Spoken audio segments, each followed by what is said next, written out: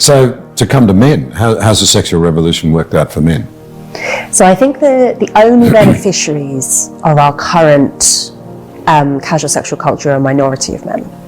So I write about the Hugh Hefners of the world. The dark tetrad types, so they're psychopathic, narcissistic, Machiavellian, and sadistic. They prefer short-term mating strategies. So this isn't hypothetical. It's like if you take the worst people, they're the ones who want to engage in exploitative sexual relationships. And it isn't because they want to be free. It's because they want to do exactly what they want to do to whoever they want to do it to right now, right? And then they cloak that up in, well, you know, sexual freedom. It's like, yeah, I know what you mean by sexual freedom. You mean exactly what you want when you want it. That's what you mean. And are they having more, or is it true that for many young people, they're delaying or not having sexual relationships in quite high numbers now? It depends on which group you're talking about. So very attractive men are able to have lots of casual relationships with lots of women, and most women will have no difficulty getting casual sex at all. You know, whether or not they really want it, they'll have no difficulty accessing it. But what women often struggle to get is a committed relationship. And actually people are We're all the good men. They're enjoying being Hugh Hefners. Well, it depends on who you're talking about. But it's this short-termism thing, you know. If you're a young, attractive man who can attract lots of matches on Tinder, it may be more tempting to enjoy the Hugh Hefner lifestyle rather than to commit to one woman, even though that would be more meaningful and more satisfying long term. But if you can enjoy the kind of the harem experience. What if you're a thoroughly decent, very capable, you know, protector, provider type male that would be on paper very attractive, but not through social media? What happens to you then? It's often really hard. I mean, I don't want to be all doom and gloom, because people clearly they are still forming relationships, they are still getting married, having children. You know, it's not a complete disaster by any means. But it does seem as if it's more difficult because that's not the template now, that's not the default setting. And I think people are being channeled into more dysfunctional relationship norms. I mean, one of the things that's worth remembering is that our species norm is polygyny, where you have 80% of cultures on the anthropological record have been polygynous, where you have high status men have multiple wives and low status men have no wives. And Christianity is unusual in insisting on monogamy. We inherited it from Rome, but it was, you know, a very important component of 2,000 years of Christian civilization, which now, of course, we've mostly rejected. And even though legally you're still only allowed to marry one person, having sex outside of marriage is now completely socially permissible, and so people are in practice seem to be kind of being drawn back towards our species norm, having lifted the monogamous restriction, you know. But I argue in the book, and I think really strongly that that monogamous restriction produces much better outcomes, particularly for women. And for low status men. But you know, there are all sorts of ways in which monogamous cultures do better than polygynous cultures. Lower crime rates, lower domestic violence rates, less economic inequality, you know, all sorts of good outcomes that come with insisting on monogamy. And this is a beautiful example of what happens when you just press the freedom lever and allow people to rid themselves of all restrictions. People will often, when you do that, tend to unconsciously rush towards actually less just ways of doing things, you know, that we will revert to our species norm, supposedly as an expression of our freedom, but in fact producing much worse outcomes, particularly for the most vulnerable people, particularly for women and children.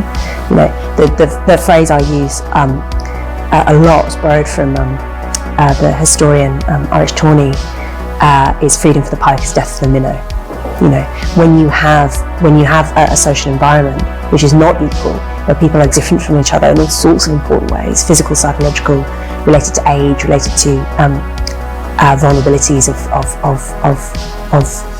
of youth or disability or whatever, just allowing everyone to be free, you know, very often results in the outcome where actually it is the most powerful members of society who, through their freedom, are able to exploit the least powerful. The sexual revolution was a really bad deal for men. Men are figuring this out now, and exactly what you said is true. Men can wait. They don't have to start a family before 30. And by the way, women aren't having children until they're 30, 31 years old now, which is why the birth rate is so low. It's not because people are having no kids, it's because we're telling all the women to spend their fertile years in college, going into debt and building a career, and then we think they're gonna flip a switch at 30 and just start popping out babies. They have one, maybe two, because it doesn't make sense to have all that debt and invest your whole 20s in your career and then suddenly stay home with your kids. This is what I. But the men aren't gonna keep going. Yeah, this is what I would predict in terms of outcomes. Young women have no evidence that they care what men want. When you poll them, they say that they care about men, like they care about traveling more, they care about other things more than men. If I had to predict what the future will be, I would say single parenthood.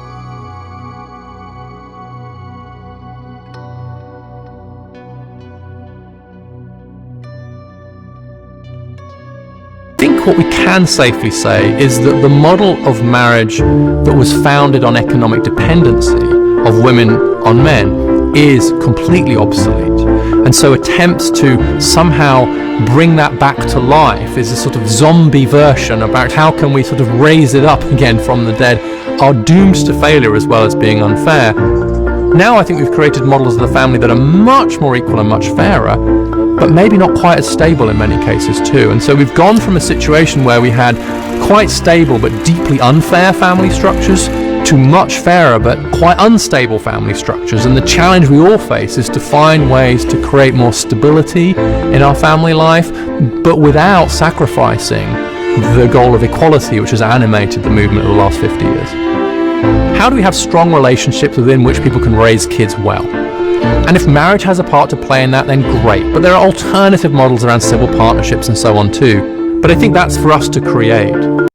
As a matter of fact, what we're doing now is we're moving forward to the kinds of partnerships that we had 1 million years ago. For millions of years, our ancestors lived in these little hunting and gathering groups. Women commuted to gather their fruits and vegetables. They came home with over 50% of the evening meal. The double income family was the rule. Women were just as powerful as men, sexually, socially, and economically, and they could leave bad partnerships to make a better one.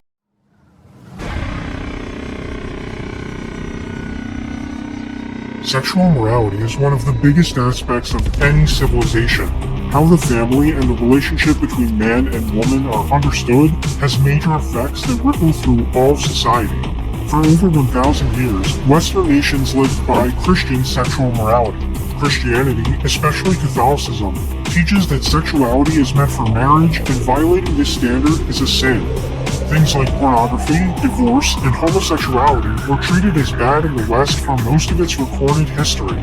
The supposedly liberal attitudes of the Greeks and Romans are wildly exaggerated. They too believed in strict sexual standards, although slightly different from the Christian morality that would come later. It's really only relatively recently that standards of sexual morality began to wildly change in the West. This became known as the Sexual Revolution. It helped usher in a new regime in the Western world that we still live under today. Unfortunately, this is nowhere more obvious than in the United States. The US is a country that's gone through different eras. When you go back to the beginning of the 20th century, America was a very different country from what it is today. In those days, 95% of the country identified as Christian. Abortion, pornography, contraception, and sodomy were all illegal and morally frowned upon. Divorce and illegitimacy were legal, but rare, and the divorce that was legal wasn't the no-fault kind we have today. The progressive movement of the time period was concerned with strengthening the country's moral values. This was known as being anti-vice. Of course, this is all very different from modern America. In the 2020s, a majority of Americans have developed libertarian attitudes on moral and sexual issues. Many of the vices that were once illegal are now allowed. Casual sex, abortion, and divorce are common. Christianity has declined and been replaced by what can only be called a widespread sense of nihilism. Nihilism being the belief that nothing matters and that morality doesn't exist. Clearly, this modern era is an extreme break from the past of Western nations. Yet, in America, even in its current state, people seem to instinctively know that there's something deeply wrong with how things have become. Polls have consistently shown that most Americans are upset with the morality of the country. A majority think morals have gotten much worse, and they rate the morality of America as poor. So when we compare America of the early 1900s and America of the 2020s, the burning question that must be answered is, what happened? There's no one simple answer, but there are certain threads that can be followed. The sexual revolution is one of the biggest things that must be explained. The movement came to its head in the 1950s and 60s.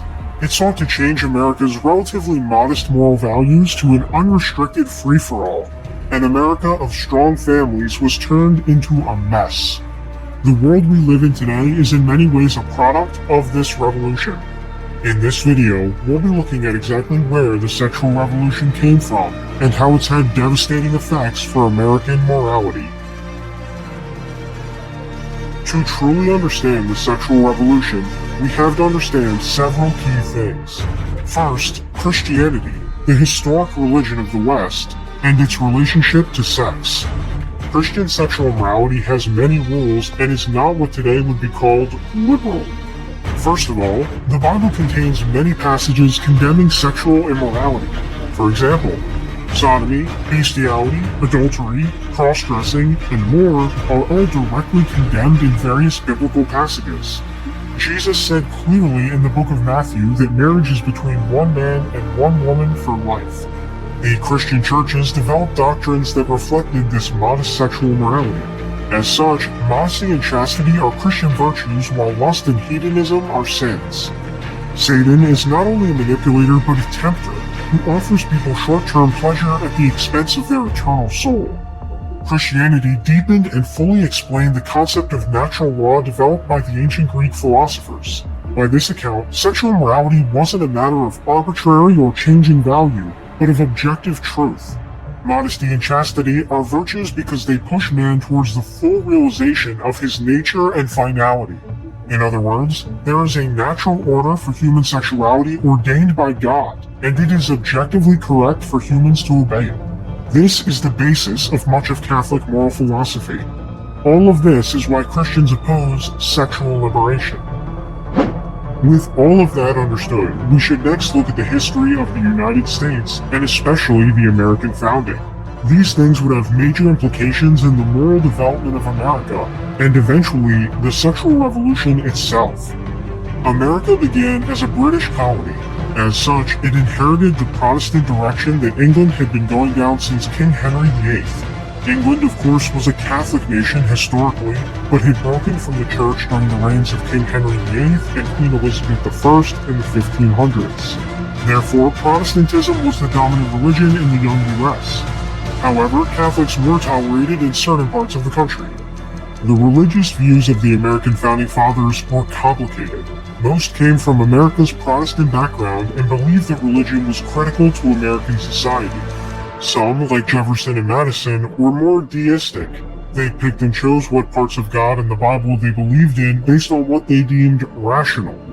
This was contrasted by founders such as Samuel Adams and John Jay, who was president of the American Bible Society. As I said, the religious views of the founders were diverse and complicated. In any case, the American founding was also heavily influenced by the ideas of the so-called Enlightenment and the philosophy of John Locke. Locke emphasized what he called natural rights granted by God that could be determined through reason alone. He also advocated the indifference of the state toward religion. This was very different from traditional governing philosophy, where the state tended to work with the church towards religious objectives. The founders adopted many of Locke's ideas, and what they created became known as American liberalism. Since the founders were of various Christian denominations and some deists, they wrote religious tolerance into the US Constitution. Some of the founders wanted a vague form of Christianity to be made the official religion of the federal government, but this proposal lost out. The founders were not religiously orthodox, but they were also not hardcore secularists who believed that religion should be banned from public life like modern atheists do. John Adams famously said, "Our Constitution was made only for a moral and religious people. It is wholly inadequate for the government of any other." But despite the founders admiring religion, the Constitution and American liberalism put vague ideas of liberty and equality above all else, even God. American founding ideology also never resolved the conflict between objective morality and natural law versus moral relativism and apathy. All of this opened the door for negative long-term consequences for American morality. American federal judge and author Robert Bork wrote, "The signers of the Declaration of Independence took the moral order they had inherited for granted. It did not occur to them that the document's rhetorical flourishes might one day become dangerous if that moral order weakened." All of this background is very important for future events that would take place in the sexual revolution. America's lack of official religious direction, combined with it being founded on vague notions of liberty, would go on to be exploited heavily for so-called sexual liberation, far beyond the intentions of any of the founders. If they saw the things many people do today, they would tar and feather them, to say the least. For example, colonial America had many different anti-obscenity laws, including laws against buggery, also known as sodomy. At the time of the Revolution and after it, this offense carried severe penalties, and no founding father ever expressed a problem with that. All of this notwithstanding, Christianity remained the dominant religion of the US through the 1700s, 1800s, and early 1900s. Most of this was Protestant denominations, but Catholics did make up an important minority, and their importance would increase as time went on. In fact, by 1900, Catholicism was the largest single church within the United States.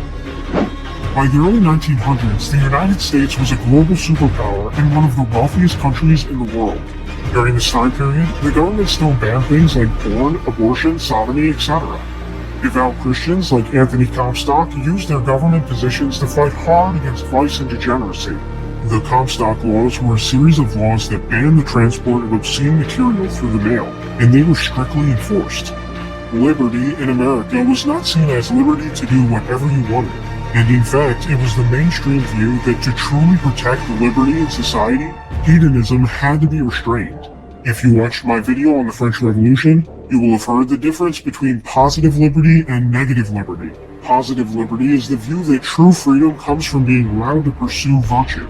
This is contrasted by the view of negative freedom, which asserts that freedom comes from lack of personal restraints. But despite America's success, there were cracks in the foundation. Freedom of religion meant that Christianity, despite its power, had no official, legal position as part of the federal government. This left openings for anti-Christian actors to enter and subvert the state. At the same time, affluence and decadence had begun to make Americans complacent and materialistic. Already in the 1920s, President Calvin Coolidge warned the country against what he called pagan materialism. Like most educated Americans of his day, President Coolidge believed that Christianity and morality were absolutely vital to American societal health, and he worried that America's rapidly increasing affluence could undermine them. Religion is strongest when life is hard, and is seen by many as an inconvenience when life is easy. People start to believe that material goods are a valid replacement for the divine, and that technology is a valid replacement for God. They're wrong, of course, but this thinking becomes more common with societal affluence. To make matters worse, World War I created a sense of nihilism and sadness that spread across the whole Western world. European civilization and history started to be called into question. To this day, most of the European countries who fought in World War I never regained the power and influence they had prior to the war. Pope Benedict XV referred to World War I as the suicide of civilized Europe. The forces who were hostile to European civilization saw this as their opening to start seizing power. It's no coincidence that after the war, Marxism and modern art grew vastly in popularity. At the same time, America's Protestant elites began to lose their faith and turn their attention to money-making. They also began to adopt early aspects of the sexual revolution. Anglicanism, for example, approved birth control as morally valid in 1930. By the 1950s, most Protestants had become pro-birth control. Many Christian denominations became about being nice or being tolerant rather than any serious moral values. And when your goal is simply to be nice, it's easy to be manipulated and walked all over. Nice and good are not the same thing, and being good often requires a person to not be nice or tolerant. Unfortunately, over the years, this confusion about being nice became a serious problem for Christian America. On top of this, Jewish immigrants from Eastern Europe also came to the US and began to promote their own morality, which was often directly at odds with the majority Christian morality. Jewish sources note how they became prominent in Hollywood and the media industry, and this would have a profound impact on America. American Jews tended to be more permissive on all issues relating to sex than the general population. But there was some backlash to the slipping of American standards. American Catholics were one of the last groups fighting for traditional sexual morality, and they stepped up. They created the Hays Motion Picture Production Code, a censorship code that Catholic businessmen forced Hollywood and the film industry to follow. It banned all sexual degeneracy from film, and Hollywood for many years obliged. If Hollywood didn't oblige, Catholics would boycott their films and devastate their profits. On top of banning things like sex and nudity, the code required that no picture shall be produced that will lower the moral standards of those who see it. Hence, the sympathy of the audience should never be thrown to the side of crime, wrongdoing, evil, or sin. These standards would remain in place for over 30 years and produce some of the best films in American history. But despite these gains, dark clouds were on the horizon. World War II and its aftermath would change everything.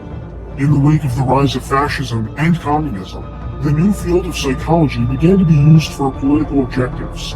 It started to paint traditional sexual values as a contributor to what he called authoritarian tendencies. Sexual liberation was proposed as the supposed antidote. The psychologists decided that Western morality would have to be destroyed and replaced in order for fascism to never rise again.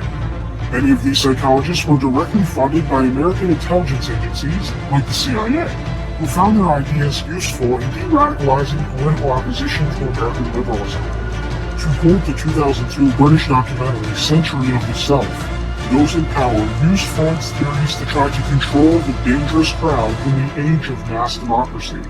Psychology ceased being about trying to understand the human mind and became about controlling it.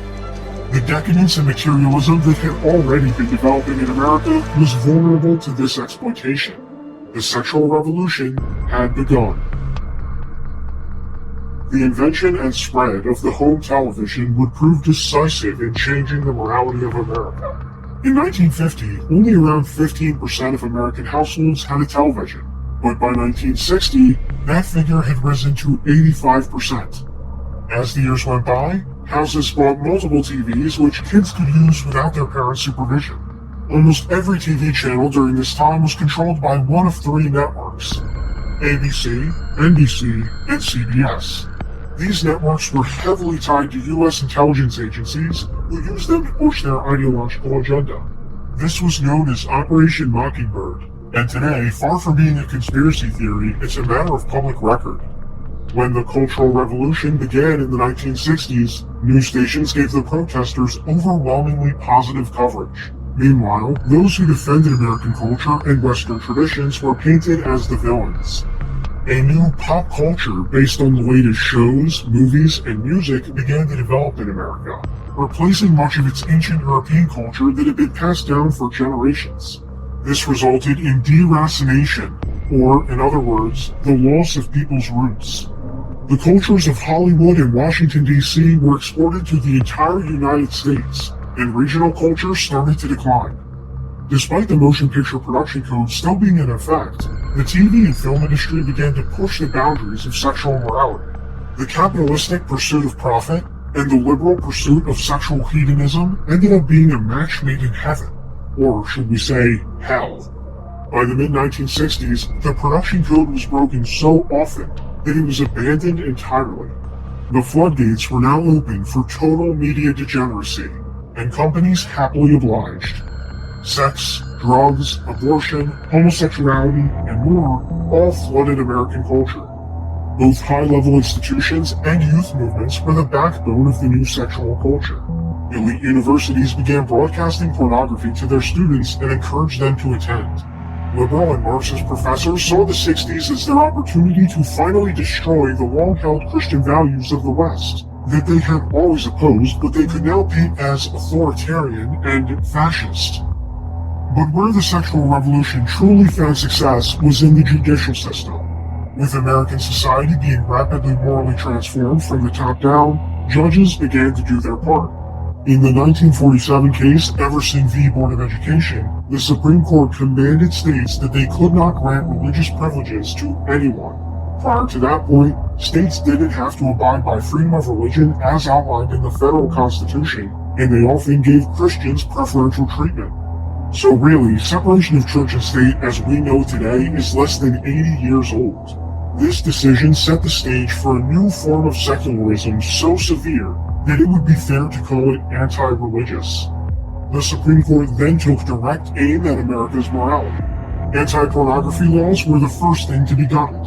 Roth versus United States in 1957 and Miller v. California rendered all anti-pornography laws effectively moot. Birth control was the next thing to be legalized nationwide in 1965 with Griswold versus Connecticut. Author E. Michael Jones explains why contraception is so significant. It's the thin end of the wedge that disconnects sex from its natural purpose of reproduction, and once sex loses its original purpose, moral chaos isn't far behind. If you want my honest opinion, the Cultural Revolution was the legalization of contraception. The sexual revolution followed from that, abortion followed from that, and homosexual rights is only the logical consequence of the use of the contraceptive. And he was absolutely proven right. After the legalization of contraception in the 1960s, abortion followed with Roe v. Wade in the 1970s. Each new aspect of sexual behavior that was legalized flowed from the exact same anti-Christian, hyper-individualist moral philosophy that personal pleasure is the highest value of life. This has continued into modern America with things like the LGBT movement and transgenderism. The slippery slope was real, because the same arguments for legalizing porn can be copy-pasted to all other sexual issues. Over the years, the American left became increasingly anti-Soviet and fully embraced individualistic arguments about personal freedom. This encyclopedia entry defines the new left as a mix of Marxism and libertarianism that focused on gender, race, and sexuality issues rather than class like the old left. From a philosophical standpoint, the sexual revolution justified itself through the ideas of people like John Stuart Mill. Mill wrote in his 1859 book On Liberty, "Liberty consists in doing what one desires." No other line better encapsulates the sexual revolution than this. Mill advocated a form of radical individualism that created an adversarial relationship between the individual and society. One could of course criticize this ideology by saying that society-wide ills affect all individuals in one way or another, but I digress. But Mill's ideas were far from the only philosophy that drove the sexual revolution. A variety of psychologists, writers, and scientists all pushed it forward. I'll go through some of the most important ones. First, we have Alfred Kinsey. Originally an insect zoologist, he was paid by the CIA-backed Rockefeller Foundation to change his research to humans. He authored such works such as Sexual Behavior of the Human Male. The book claimed that sexuality was a spectrum, and people should be able to identify as whatever they want. He also created the Kinsey scale, which asserted that people do not fit into binary sexual categories. Then there was John Money. He performed transgender experiments to try to prove gender was socially constructed. This involved forcing a young boy to live as a girl and having him perform sexual acts on his own twin brother. Both twins had lifelong trauma from the experiment and would later commit suicide. I wish I was making this up, but no, it really happened. The names of the victims in Money's experiments were Brian and David Reimer. Today, the case has finally attracted the infamy and criticism that it rightly deserves. Theodor Adorno of the Frankfurt School was another key intellectual who pushed the revolution forward. He authored The Authoritarian Personality, a bestseller that declared all people with traditional sexual values were potential fascists. The purpose of the book was to attempt to pathologize people who preferred normal sexual views and family life. The male-led family model itself was identified as something that creates fascism, and a new genderless family model would have to take its place to protect democracy. Yes, that is really what the book says. Then there was Michel Foucault. He was a French homosexual and pro-pedophilia writer. He petitioned France to abolish its age of consent laws and demanded that children be given the individual freedom to consent to sex with adults. His writings were a major influence on the European branch of the sexual revolution. Now, of course, freedom was the excuse and justification that most public figures used to make their arguments for sexual liberation, but a more realistic look at their philosophy and behavior could see them as simply perverts looking for any excuse to normalize their behavior to the world. Now, many people listening to this are probably wondering, where was the right-wing response to all of this? Unfortunately, the right-wing response to the sexual revolution was extremely weak. Since World War II, conservatives largely adopted liberal notions of individual liberty and anti-authoritarianism. Because of the Cold War and battle with communism, they also ignored how capitalistic companies were directly using sexual degeneracy for profit. Their arguments against communist authoritarianism undermined their own ability to regulate culture in the US. To put it simply, many so-called conservatives were more concerned with conserving their money than traditional values. Even today, American conservatives still suffer from this same problem, and many have simply given up on governing at all and have adopted libertarianism. I think that the part of my philosophy is much more libertarianism. The conservative so-called is the one that says, less government, get off my back, get out of my pocket, and let me have more control of my own destiny. So, where does this all leave us in the year 2023? As I said at the beginning of the video, we are still living under the regime of the sexual revolution. When we look at the fruits of what it brought our society, it's hard to call it anything other than a complete catastrophe. Let's begin by looking at the state of the American family. Illegitimacy rates were less than 10% in 1960. In the 2010s, they rose to above 40%. Illegitimacy, of course, has many negative outcomes, such as increasing crime and lowering educational attainment. Family formation has become very hard in modern America, and divorce is common. The decline of the family structure has led to youth mental illness, suicide, and drug abuse to reach their highest level ever recorded. Male suicide in particular increased because the male role in society is now unclear. Because of the sexual revolution, men went from being the leaders of Western civilization to cogs in a genderless machine. Not that women are doing much better. Female antidepressant use and victimhood of rape are much higher today than they were in the patriarchal model of society. Feminism and free love have led to more rapes and crimes against women than patriarchy ever could have dreamed of. There's an irony to that. But it gets even worse. Crime and child abuse exploded in the 1960s and remain high today. There have been over 60 million abortions since Roe v. Wade, around 20% of the entire US population. You'd think that birth rates would be up with this so-called sexual freedom, but it's the opposite. They've plummeted. The Chinese political scientist Wang Huning observed about America, the individual has replaced the family as the cell of society. In spirit, the family is being hollowed out. Fragmentation of the family has deprived society of many human feelings, which is also detrimental to a harmonious society. The only people who benefited from the sexual revolution are those who hated the family, hated Christianity, and wanted a mindless society of atomized individuals with no moral standards. After all, such a society is much easier to control and corrupt than a virtuous and dutiful one. The morals that are enforced today are mainly codes against racism, sexism, homophobia, transphobia, etc. It's important to understand that these accusations aren't actually part of any moral code, but are mostly just used to shut down rational discussion and assert power over others. The inherent flaws of America's founding liberalism never went away. Like a house whose foundation is stable until it erodes, the cracks in liberalism were paved over by America's very intelligent, religious, and hard-working European population. But once these things declined, the flaws of liberalism exploded into view. Now, it would be wrong to say that America hasn't improved in any way since the 1960s. It obviously has. But on many metrics, on key issues that affect every citizen, America has declined. The question we face today is, can we learn from the mistakes of the past? The first step to fixing a mistake is admitting you made one. On the positive side, there are some good indications in modern America. As I said before, most Americans say in polls that they're very dissatisfied with the state of the country. People know deep down that things need to change. The internet and modern technology have provided the means to understand and address the horrifying damage the sexual revolution has done to society. Those who claim that the sexual revolution's morality is permanent are wrong. Even Roe v. Wade fell after 50 years, despite many naysayers saying for years that abortion would be legal forever. The will to change the world still matters. Ultimately, the sexual revolution cannot last forever, because it is fundamentally against the laws of nature and God. We have hindsight that people in the past didn't have.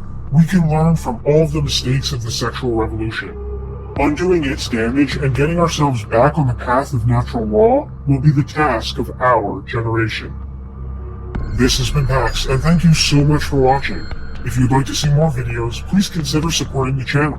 Also, leave a comment letting me know your thoughts on everything. As always, I will see you in the next video.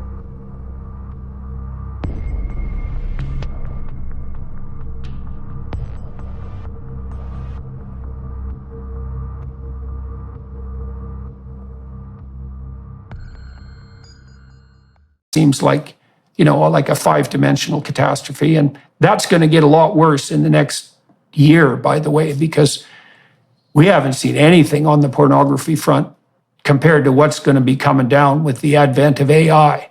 Because now what's going to happen real soon is that this is already underway. So imagine a sign-up service where you can talk to a very attractive young woman. And she's a AI, right? So she can be as attractive as you want her to be and tuned exactly to your preferences. Okay, so now there's already a service offering this, by the way.